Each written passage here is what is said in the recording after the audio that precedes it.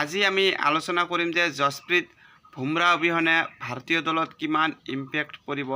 যদি দেখা যায় যে বিগত 3টা বছৰত 15টাকৈ মেচ খেলিছে আৰু ইয়াৰে 12টা মেচতে জয়লাভ কৰিছে দলে আৰু কেৱল মাত্ৰ 3টা মেচতহে পৰাজয় বৰণ কৰিছে আৰু উইন পাৰ্চেণ্টেজ চাব গ'লে প্ৰায় 80% মেচেই জয়লাভ কৰিছে। আদাৰ সাইড যদি বুমৰাহৰ অনুপস্থিতিত ভাৰতীয় দলৰ জয় দেখা যায় তেনেহ'লে 26টাকৈ মেচত জয়লাভ কৰিছে আৰু তাৰ পৰিৱৰ্তে 11টা মেচত পৰাজয় বৰণ কৰিছে।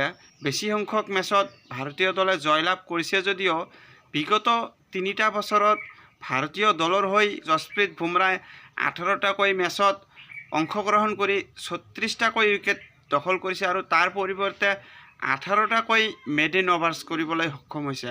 আৰু আদাৰ সাইড চাব গ'লে মহম্মদ ছামিয়ে বিগত 3টা বছৰত কেৱল মাত্ৰ 10টাকৈ মেচত অংশগ্ৰহণ কৰি 33টাকৈ উইকেট লৈছে।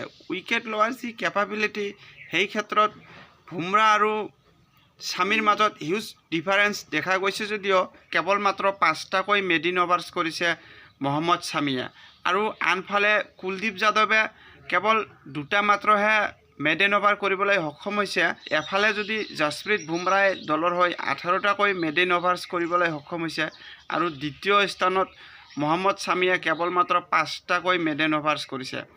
আৰু বুমৰাহ থকা ক্ষেত্ৰত বুমৰাহৰ যি মেডেন অভাৰ কৰি দলক এটা প্ৰেছাৰ ক্ৰিয়েট কৰে তেনে ক্ষেত্ৰত বিৰোধী দলৰ লক্ষ্য থাকে যে জসপ্ৰীত বুমৰাহৰ অভাৰত কেৱল মাত্ৰ ডিফেন্সিভ হিচাপে খেলিব। যেতিয়া বুমৰাহৰ অভাৰ শেষ হ'ব তেতিয়া আদাৰ্ছ এণ্ডত বিৰোধী বেটাৰে এটেকিং কৰিবলৈ গৈ উইকেট হেৰুৱাব লগা হয় আৰু বুমৰাহে যি এই মেডেন অভাৰ কৰে এই মেডেন অভাৰৰ ফলত আদাৰ্ছ এণ্ডত বা বাকী বলাৰৰ উইকেট লোৱাৰ যি এটা কেপাবিলিটি সেই কেপাবিলিটি জসপ্ৰীত বুমৰাহে ক্ৰিয়েট কৰি দিয়ে, যাৰ কাৰণে বিৰোধী বেটাৰে আদাৰ্ছ এণ্ডত বেছি ৰান সংগ্ৰহ কৰিবলৈ গৈ উইকেট হেৰুৱাব লগা হয়। এই ক্ষেত্ৰত যদি দেখা যায় যে জসপ্ৰীত বুমৰাহ অবিহনে নিশ্চয়কৈ ভাৰতীয় দলে চেম্পিয়নছ ট্ৰফিত সমস্যাৰ সন্মুখীন হ'ব যদিও দলত তেনে খেলুৱৈ আছে যে বুমৰাহৰ স্থান পূৰণ কৰিব পাৰিব।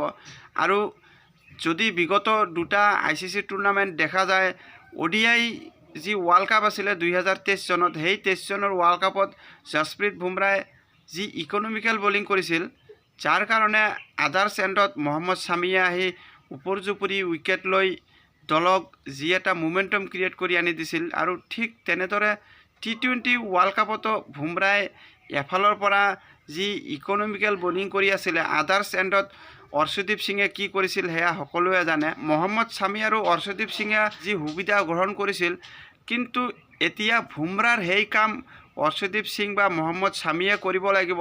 বিৰোধী দলক সদায় প্ৰেছাৰৰ সন্মুখীন কৰি উইকেট লোৱাৰ যি কেপাবিলিটি সেয়া অৰ্শদীপ সিঙে ইতিমধ্যে নিজকে প্ৰমাণ কৰি দেখুৱাইছে। ভাৰতীয় দলৰ যি ফাষ্ট বলিং লাইন আপ সেয়া অৰ্শদীপ সিং আৰু মহম্মদ ছামিয়ে দলৰ হৈ জসপ্ৰীত বুমৰাহৰ কাম কৰি দলক যি চেম্পিয়নছ বনোৱাত যি ভূমিকা গ্ৰহণ কৰিব লাগে সেই ভূমিকা গ্ৰহণ কৰিব, তাৰে আশা ৰাখিলোঁ। ভিডিঅ'খন চাই ভাল পালে লাইক আৰু ছাবস্ক্ৰাইব কৰিব, লগতে বন্ধুবৰ্গলৈ শ্বেয়াৰ কৰি দিব। ধন্যবাদ।